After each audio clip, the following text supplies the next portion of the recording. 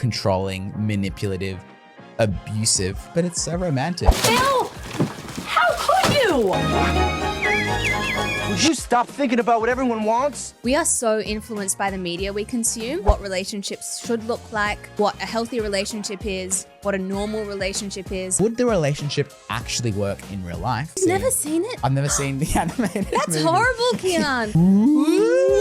I see the potential. I'll just work on it a bit and I'll fix them. You end up rooting for an affair. Yes, they are your one true love. No matter what, you will find each other and you will end up together. You mean there's another metaphor? What are your unspoken rules of your marriage? What do you want? What do you want? I'm going to be fully honest. I'm going to reveal something.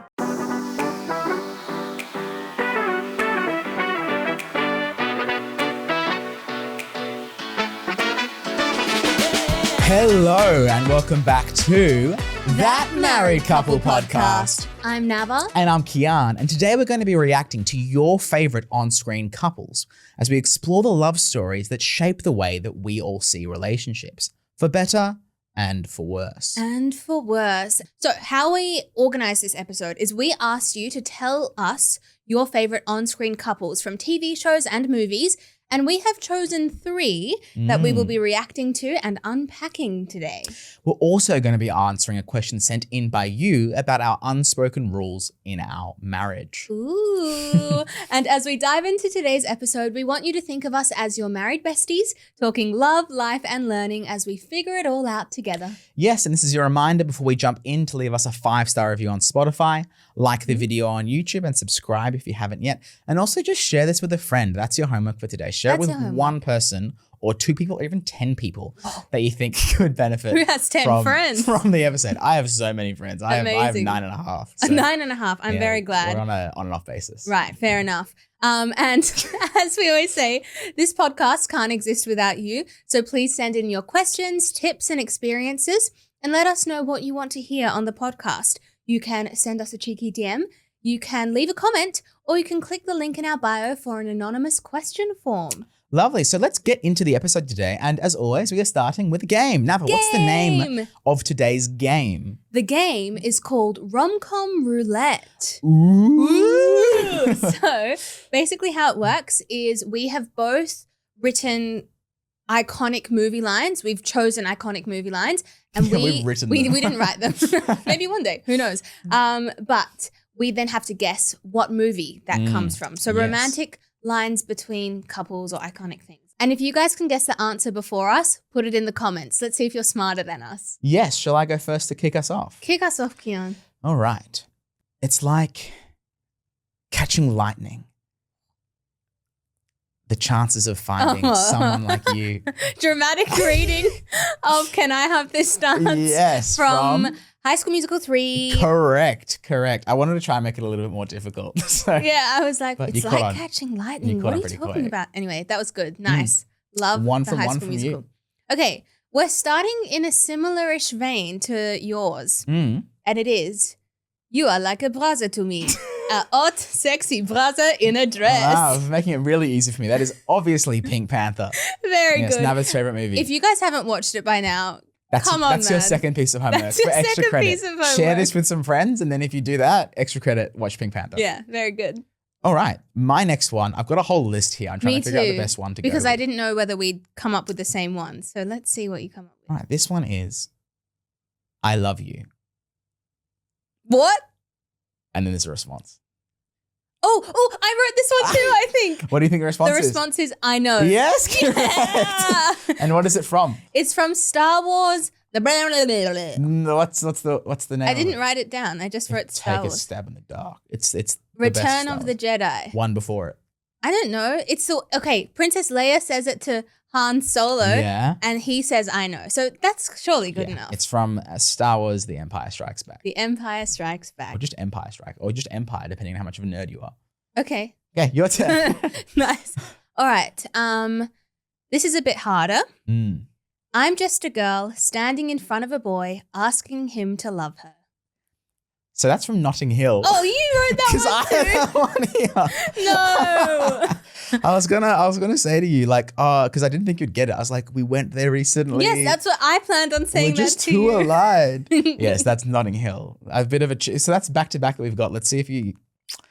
I'm gonna see. I've got 2 other ones here for my final one. Okay, I also have 2 other ones. Okay, I want to do both of them. I think we're going through this quickly. Can I do All both? right, if you have- fine, go ahead. All right. This next one is winning that ticket was the best thing that ever happened to me. It brought me here to you. Or it just brought me to you. Something along those lines. I can't actually read my writing. Winning that ticket? Mm. I don't know that one. You want a hint? Back to the Future. Let's see. Can I do an accent? There's no- I don't know what he it's a guy. I don't know what he sounds like when he says It that. sounded like a guy would say that. Okay, a little hint. And this Okay. is one that none of you will get. Okay. This movie is probably one of the most famous movies of all time. I don't know. Probably something boring. You maybe. Famous Famous love story. love story. Pretty Woman. There's a guy and a girl in it. The guy dies at the end. Romeo and Spoiler Juliet. alert. No, but it uses one of the same actors. Oh, Titanic. Titanic. Yeah, it's Oh, yeah, what- that makes sense. I don't know what Ticket. Leo Jack says to Rose. Rose. Very nice. Cool. Okay, and my final one is, well, I have 2 to choose from, and I'm going to choose this one. Nobody puts baby in a corner. So that one's from Dirty Dancing. Okay, my Which- other one, if you had that one as well, is Draw Me Like One of Your French Girls. So also Titanic. Yes, Very nice. that's that. I only knew No One Puts Baby in a Corner because when I was trying to figure out which ones to do, I found it. I've never seen Dirty Dancing. Oh, It's on my list of. There's a Date bunch night of movie. Yeah, there's a bunch of movies that Never says like a crime that I haven't seen yet, and that is probably one of them. that's It's on. mid-level crime. The Oh, okay. worst ones are Chitty Chitty Bang Bang, The Sound of Music. He hadn't seen Mary Poppins. Like, what? Those are the really bad ones. But anyway, Can I give you one more final one, just because Oh. I want to try it? Okay, It's just, go I ahead. want to see it. I see you. I see you. I see you. What is this? I see. He's you. doing this weird thing with his hand. It's gonna be like Wally or something. I see you. Can you just tell me? There's a native language that this is set in. Oh, it's Avatar. It is Avatar. Oh, that's actually a really good special shout out to one of the people who responded to our poll Yes, on Instagram. yes. We didn't choose the characters from Avatar, but this is a shout out to you.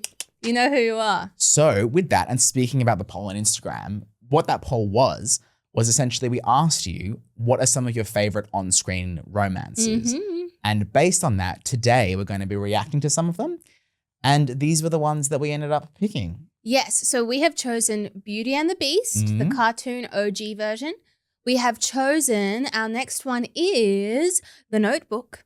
And our final one is Phil and Claire from Modern Family. Everyone's favorite mum and dad. Everyone's favorite mum and dad. And the Yes. reason we wanted to do this episode, A, it's a little bit of fun, of course, but also just acknowledging that we are so influenced by the media we consume.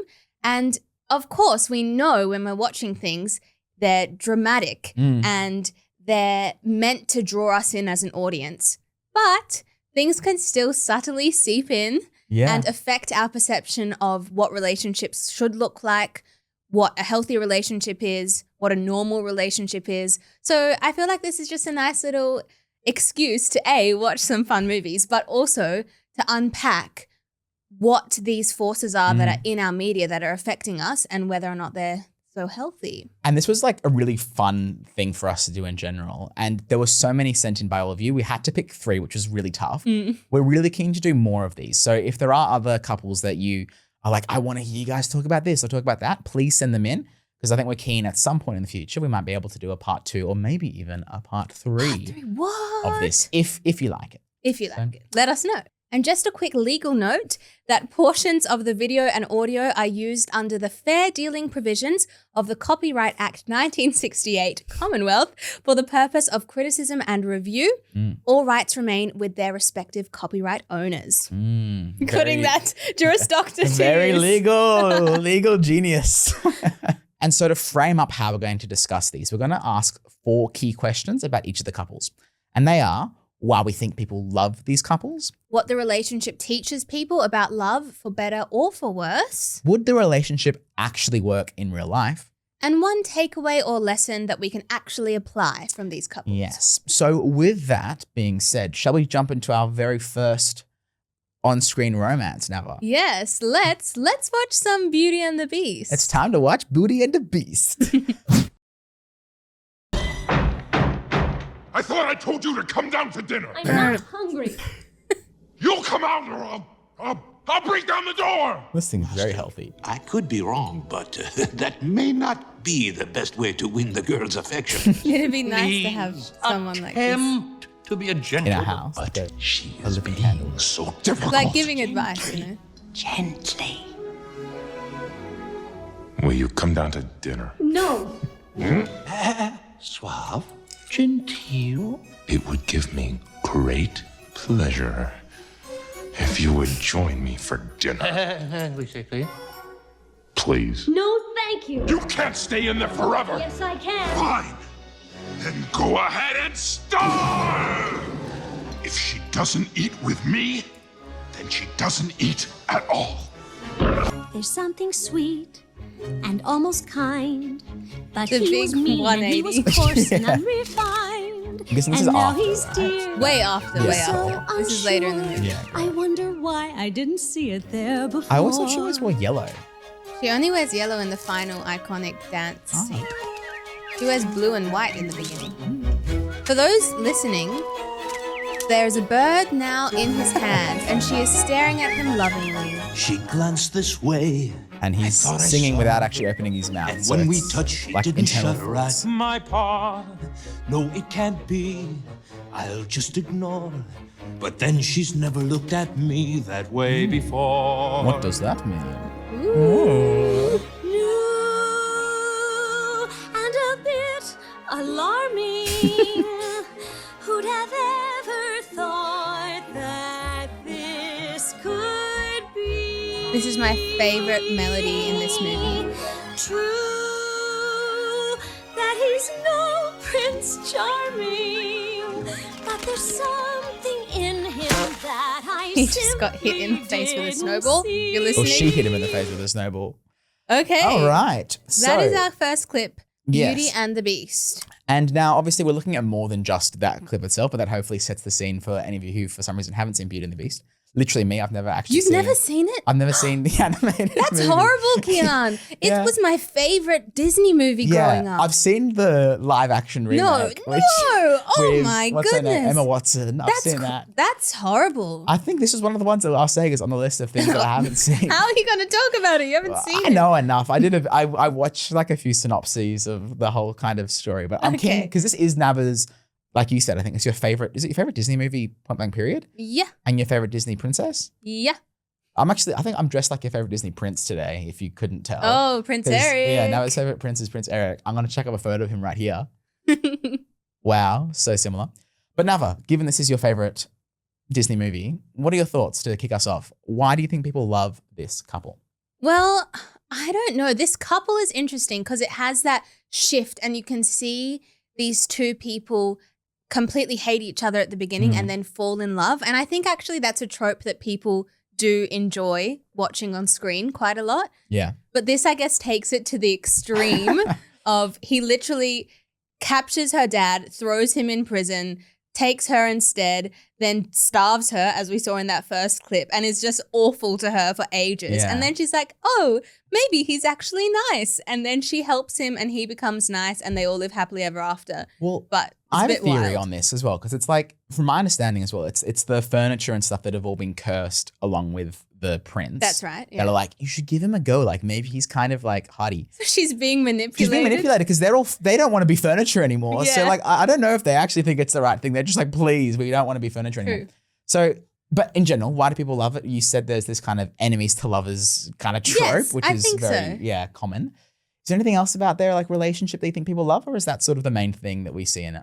I mean, I think about their relationship, that would be, and like seeing a man soften as well from this harsh, like, I mean, literally a beast, to this soft guy who like gives her a library and sips his soup softly. Is this and like all a of that. metaphor or something that's beyond this movie? Whoa. But yeah, the reason I like it is because I felt like I looked a little bit like Belle, and I she think you liked do. reading and I liked the music. Yeah. I didn't really think too much about the storyline, but when you break it down in terms of their relationship, when you break it down, it's actually really toxic. Yeah, so let's go into that. So our next question is, what do you think this relationship teaches people about love, for better or for worse? So let's go into it.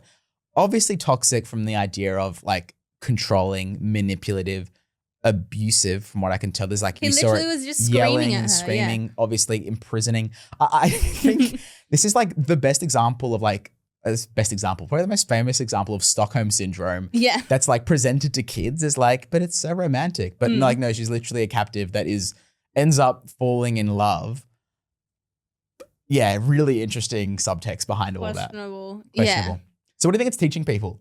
I mean, I think, as we've said, it's negatively teaching people that it's okay to fall in love with someone who's really dodge, and if you see the potential in them, to change them. And I actually think a lot of people go into relationships thinking, I see the potential, like I'll just work on it a bit and I'll fix them. Yeah. And I think it's a better way to go into a relationship thinking there's nothing I can do to fix them. Ideally, we both grow together. But Well, I think even like on that, in the way that, because that's definitely something that's true. I wonder the way that, is there a term for the furniture? They just call it the furniture. The furniture? The furniture that are alive.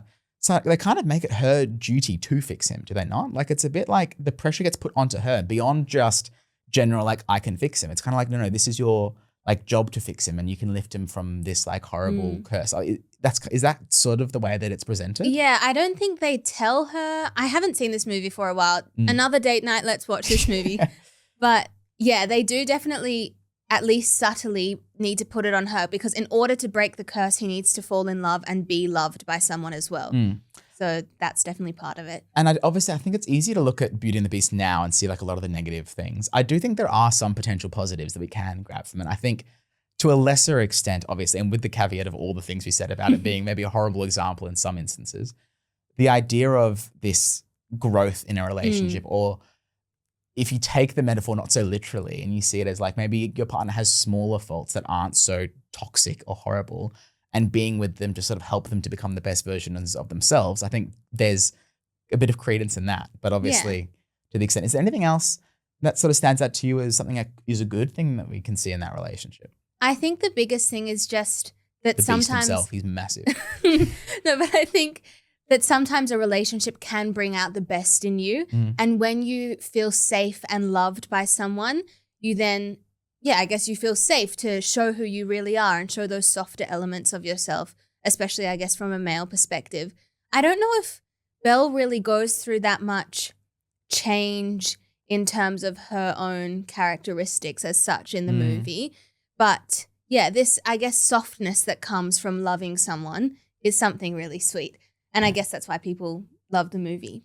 But yeah, and just to sort of wrap up, definitely, not to get back into the negative, but definitely this vibe of you have like a woman who for all instances is kind of, I don't want to say perfect because I haven't seen the movie, but it's like good and nice and proper and loved. That's how it's perceived, She's like, and she's loved. And then it's kind of like she's shacked up with this horrible, evil man. And it's like, it's just obviously not a great sort of message maybe to behind the kind of people that women should be trying to get for themselves and what they deserve. Yeah. So interesting in terms of the like generational damage that could do to people. It's so interesting because it's given to young girls. So what is that saying? That you need to be a soft person who's willing to change someone and you just need to accept poor behavior. And put up with like abuse and yelling and smashing. Yeah. I don't know. I mean, she's also a little bit strong. Like she was like, no, I'm not coming to dinner. True. So there's more to it. If you have any thoughts on all of this, let us know, because I feel like this could lead to a solid vibey comment section based on people's opinions of these movies. Would love to hear your thoughts. Definitely. All right, final bits to wrap us up. Do you think this relationship would work in real life? 3, 2, 1. Probably no, not. I would hope not. Hopefully. But I mean, I think people do stay in relationships like this. Is it the healthiest? Well, No. and from what happened here, he would be like imprisoned, you would hope, in real life at the very beginning. There wouldn't be the ability for a relationship to happen. Yeah. Yeah. Okay, so that's our first movie, Beauty and the Beast, Belle and the Beast. Our next movie is A very, very famous one. a very, very famous You one. could say it's one that you wanted, one that you want. But What? But what do you what want? What do you want? What did you want? What do you want? What do you want? What do you want? Do you know what it is? It is The Notebook. Let's check in with Ali and Noah to see what their relationship is like. Why? It wasn't over for me. I waited for you for 7 years. Now it's too late. Why is he getting the rain all I wrote you dramatic. 365 letters. I wrote you every day for a year. You wrote me? Yes. It wasn't over. Still isn't over. Oh, her mouth is so Did you just open. stay with me? Stay with you. What for? Look at us. We're already fighting. Well, that's what we do. We fight. He You looks tell me when I'm Shaggy being an here arrogant from son of a Scooby-Doo. bitch, and I tell you when you're being a pain in the ass. Which you are, 99% of the time. I'm not afraid to hurt your feelings. They have like a 2-second rebound rate, and you're back doing the next pain in the ass thing. So what? So it's not gonna be easy. It's gonna be really hard. And we're gonna have to work at this every day, but I wanna do that because I want you. I want all of you, forever, you and me, every day. Will you do something for me? Please? You just picture your life for me? 30 years from now, 40 years from now? What's it look like? If it's with that guy, go. Go! Would you stop thinking about what everyone wants? Stop thinking about what I want, what he wants, what your parents want. What do you want? What do you want? It's not that simple. What It's- do you want? God damn it. What do you want? I have to go. I have to go. I have to go. Probably one of the most famous, I guess, like on-screen relationships, maybe ever. Maybe ever. Maybe ever. It is very iconic. Really interesting thing though. It is obviously such an iconic relationship. I would guess, and maybe like I might even put a poll in this because I think I can do polls on Spotify. Yeah, you can. Did you know the names of the two leads, the actual names like, Ali of the and characters, Noah. Ali and Noah? Did you know that? Because I had no idea what they were called. I was just like, it's The Notebook. It's Ryan Gobling. Ryan Gobling and Rachel McMadams. But yeah, let's dive into their relationship. Okay, so basically, obviously, these two scenes are like the climax of the film, Mhm. but a lot of the film, they are just yelling at each other. So that's one element of their relationship. But starting from the very beginning of their relationship, he kind of pursues her when she's not interested, which is an interesting dynamic to begin a movie with. I think it's one other thing I want to add to this is I think in The Notebook, you kind of also see two versions of their relationship because you see also, spoiler alert.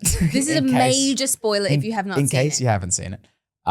If you haven't seen it, what are you doing? Go watch The Notebook. You see two versions of their relationship. You see them when they're older and when she has Alzheimer's, but then you also see them when they're younger and that whole process and the whole story that gets told. And I think there's some really great lessons from like later, the older version of them. And then some like really interesting sort of more troubling things that comes from this younger version of their relationship. So going to this younger version, like you're saying, how they started out with this, her not being too interested. And he actually, she's like seeing somebody else. They're on a Ferris wheel. He jumps onto the Ferris wheel and kind of threatens to like, does he? He threatens to like let go of the Ferris wheel. Really? I'm pretty sure if she doesn't like, and this is what I remember. I haven't seen it in a little bit. I'm pretty sure he threatens to like let go if she doesn't like Oh, wow. go on a date with him or wild. something. So it obviously starts with a little bit of an odd dynamic. And I think we kind of see that progress throughout. Yeah, so then it starts with him pestering her, I guess. She gives in. They have this really cute head over heels, all in They love. line a road and are They like, line a a car road. almost hit me. It's the most exciting moment of my life. And then her parents are not happy with the relationship. They take her away. He writes her 365 letters, as it says in this little clip. You wrote me? Yes, you wrote me. And her parents hide those letters. Eventually, she gets engaged to someone else. Then she comes and sees him again.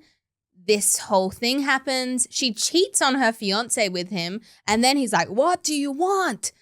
And they fight and they end up together. Yeah. And so in terms of, again, why people love this couple, it's seen as one of the most famous like love stories in general.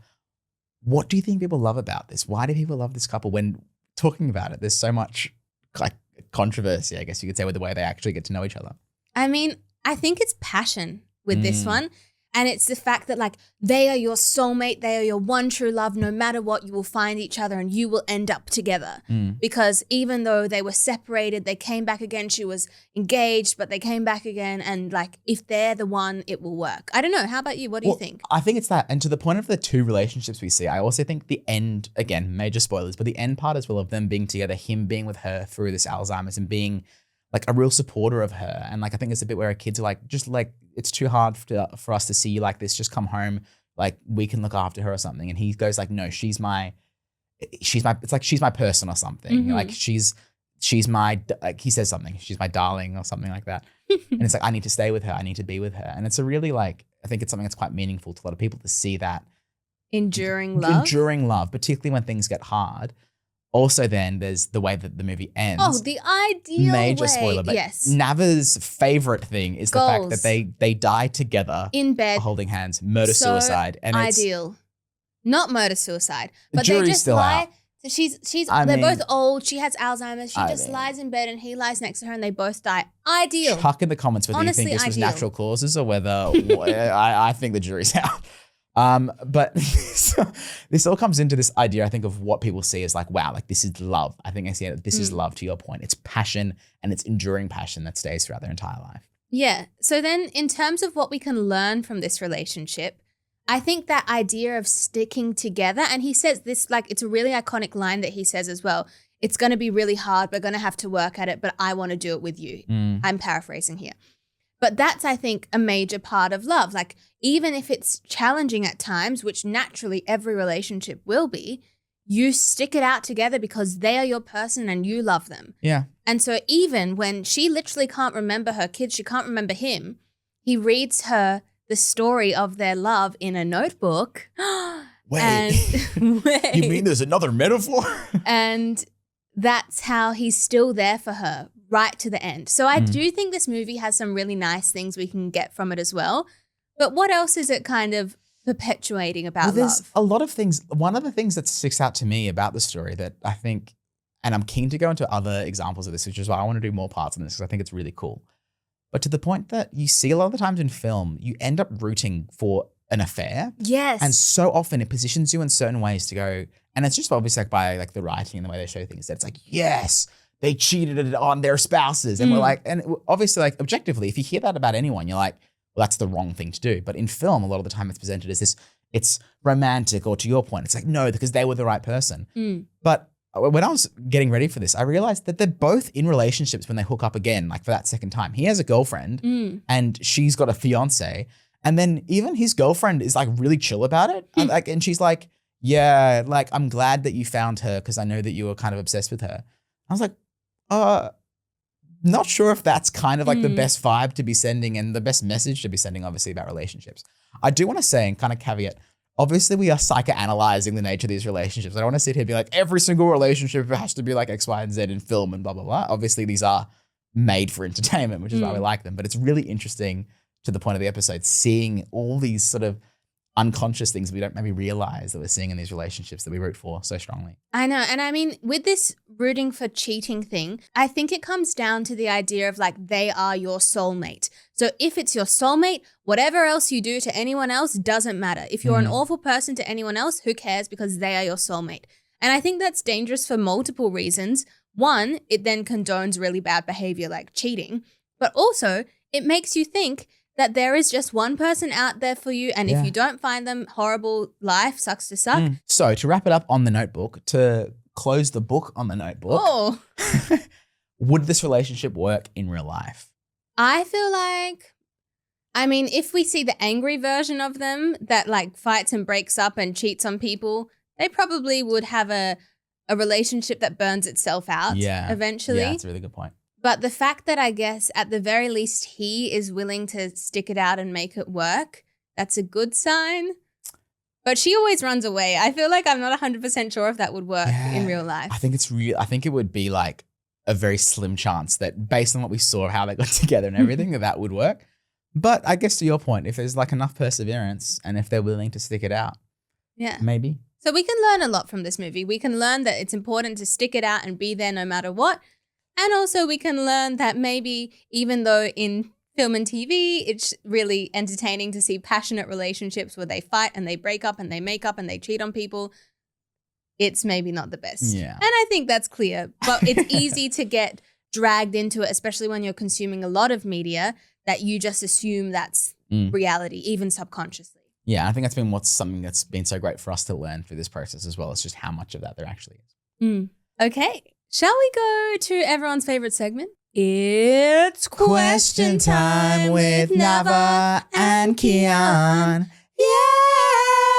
I'm really impressed by your falsetto every time. Can everyone hype up Kian, please? Because so I think it's very good. Look, and at the end of the day, the reason I'm doing this podcast is to launch my singing career. You can find me on SoundCloud at. All right, let's get into question time. Maybe one day, Ken. Maybe one day. Today is So, not the day. We alluded to it before. The question Yes. sent in today was, what are your unspoken rules of your marriage? Shall we make them no longer unspoken? Shall we Let's make them spoken. Spoken rules. I actually have something to say about this. I don't know if we have unspoken rules. I feel that most of our relationship rules are actually spoken. I think I either totally to agree. others and also to ourselves. Yeah. Both. I think that's a really good point. We speak them rules. What's an example of like an unspoken rule though, like beyond all the rules that we speak? Is there something?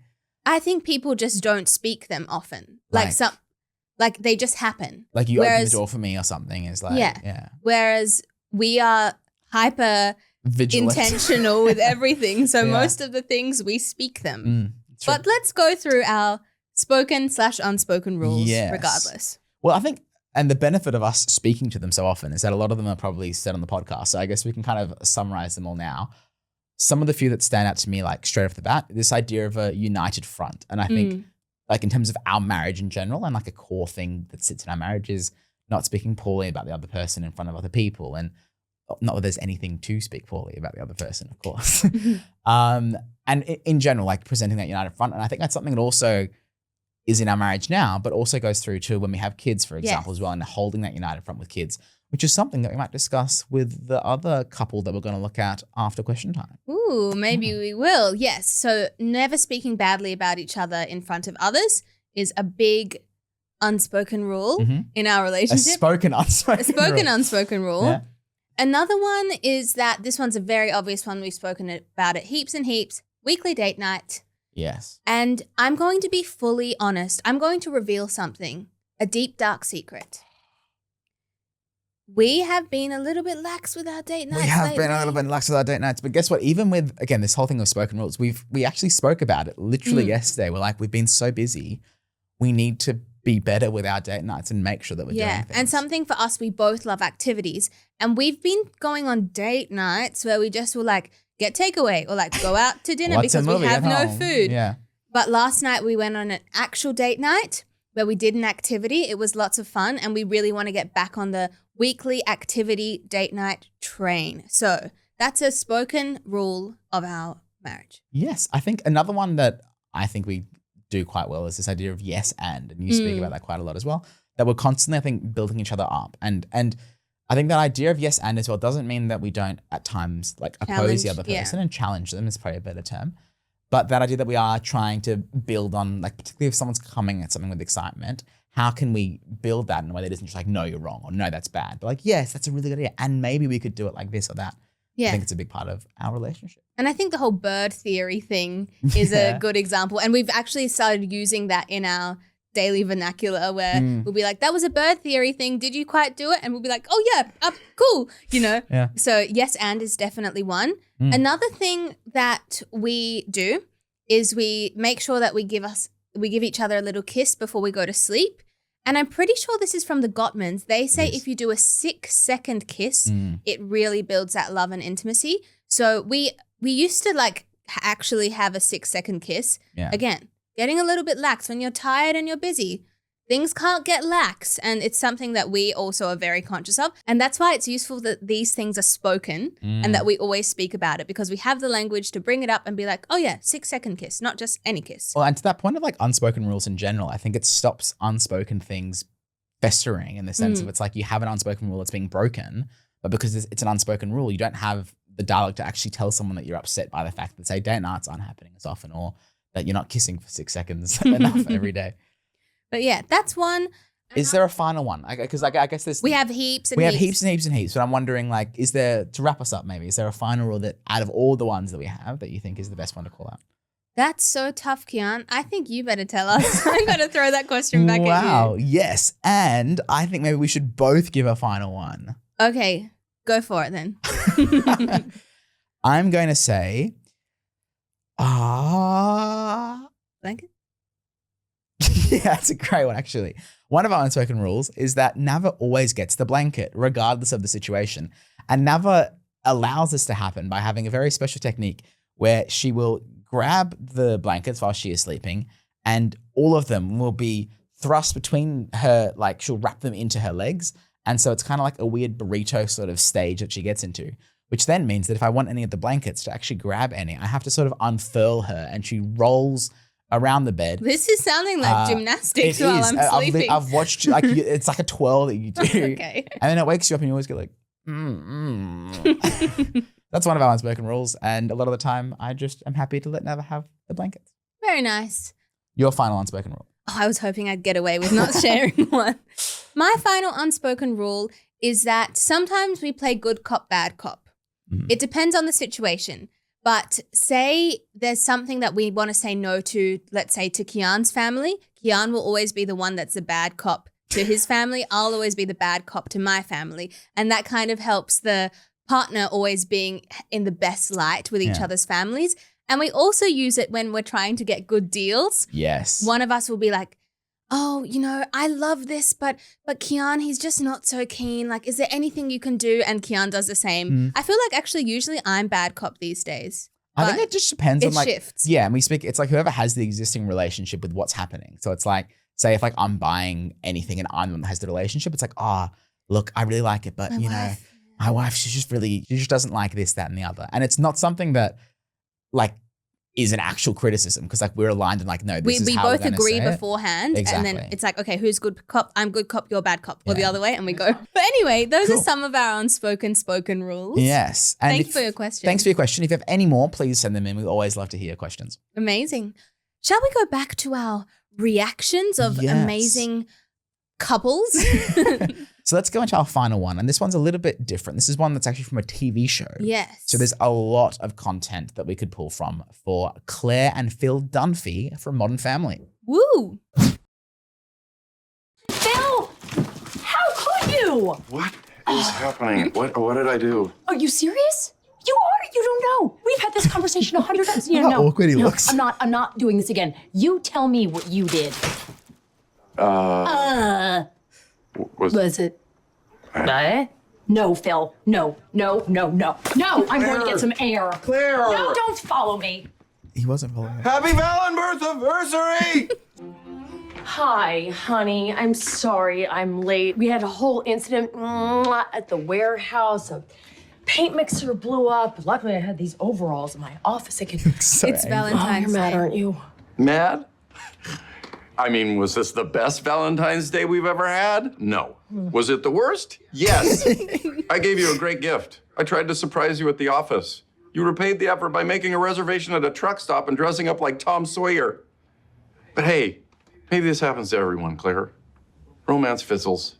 Magic dies. At least we can mark the exact time it happened to us, thanks to my new watch, which only a switchboard operator from the 1950s could keep wound. You mean this watch? He's holding the watch. He's handcuffed to the Routine chair. handcuffs. I've been taking magic lessons as a Valentine's surprise.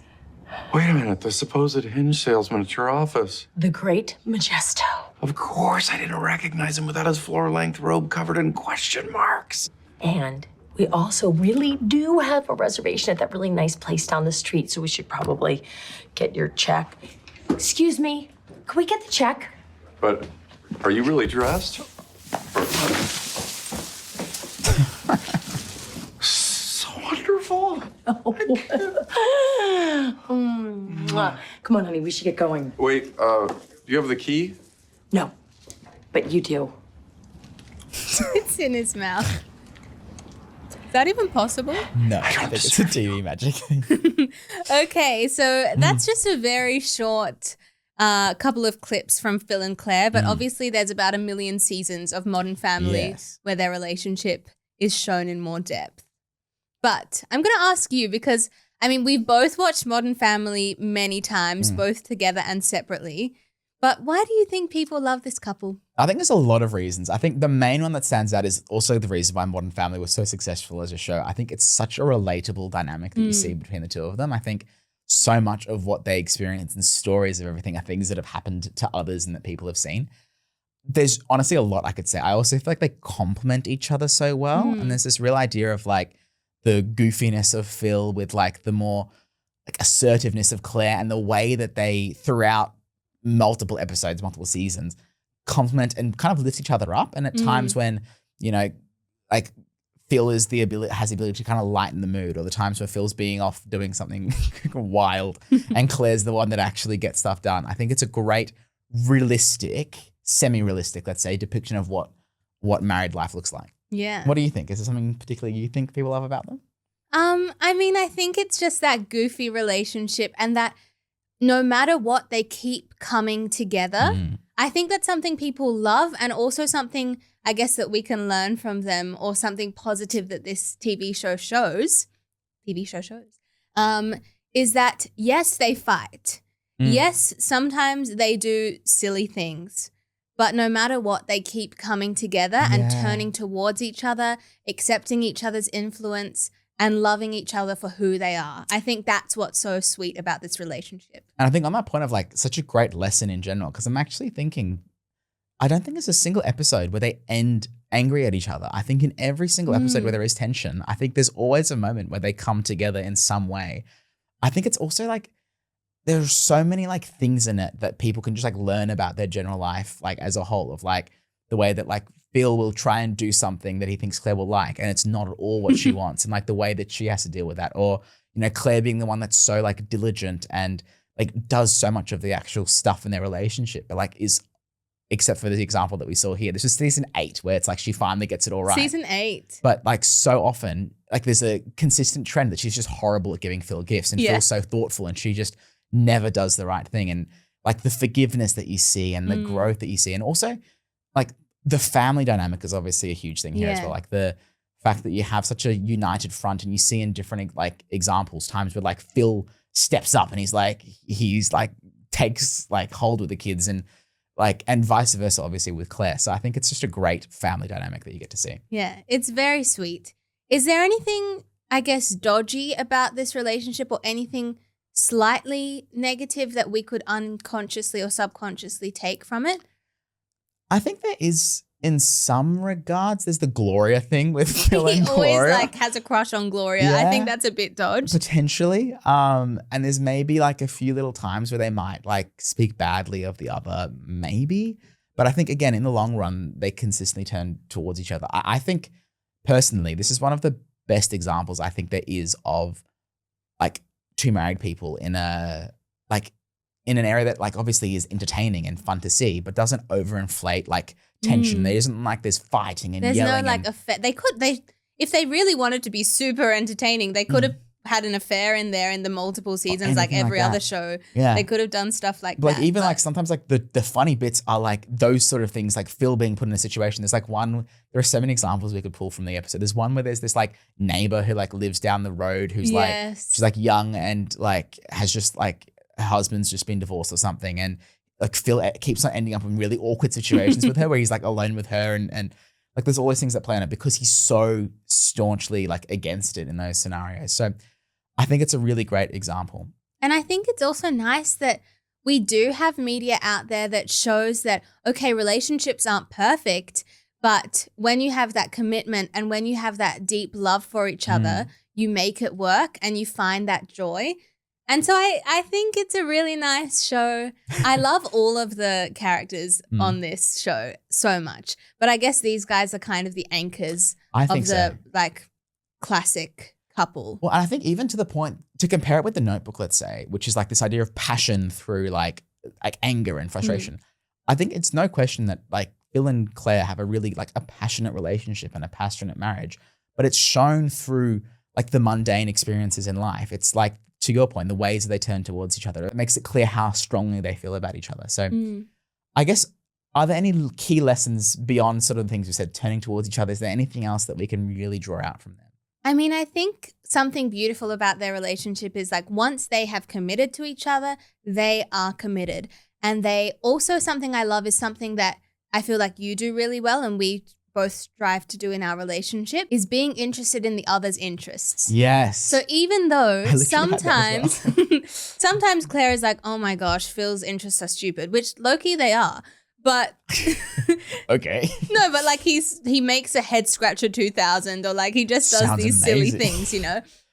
But even though they're kind of silly, even being obsessed with magic, you could say for like a grown real estate agent is kind of a random hobby. She accepts that and she actually leans into it in this episode. We saw her like learn magic and all of that. And I think Phil does the same. They're both willing to kind of make adjustments to what they think is normal or good based on the other person and really lean in to what the other person loves to show that commitment and love to each other. And I think on that is like another thing, and we kind of discussed it a bit here, but in general, just the way that they complement each other as two different people. I think sometimes maybe it's, you feel like, oh, like they're so different in so many aspects to that exact point. But the way that both of their unique attributes come together to make them a team and a strong team where they both, throughout the seasons, like lift each other up and help each other be the best versions of themselves. Okay, so I think that's us done talking about Phil and Claire from Modern Family. This has been a really fun episode. I've loved watching these little clips. Also, compiling them was very fun, choosing them based on all of your suggestions that you sent in of your favorite on-screen couples. I think this is definitely something we could do again. Yeah, I found it really fun. Even like, it could be like a deep dive, like into maybe even one. Like, so let us know what you think, if you really liked it, if there's other couples you want us to look into, because it's a lot of fun for us to do. For sure. And thank you so much for listening to this episode, for watching this episode. We really love it. We really love it. We really appreciate it. And we love you. We really love you. We really appreciate it. And we have been loving all of the comments and lovely things that you've been saying. I'm so glad. We are so glad you are enjoying the podcast and keen to keep going. Yes. And as always, you can find us on Instagram, Facebook, TikTok, Spotify, and YouTube at That Married Couple Podcast. Yes. And as we said, we want to hear from you no matter what stage of life you're in. Send us your tips and experiences, your questions, and let us know what you want to hear on the podcast. Like Nava said at the beginning, the podcast can't exist without you. So thank you so much. Please like, share, tell it to your friends, tell it to your colleagues, tell it to your children, tell it to your neighbors, tell it to everyone. Because we love seeing you all engage, and it means so much to us. Thank you so much again. Lots of love from Nava and Kian. See you next time.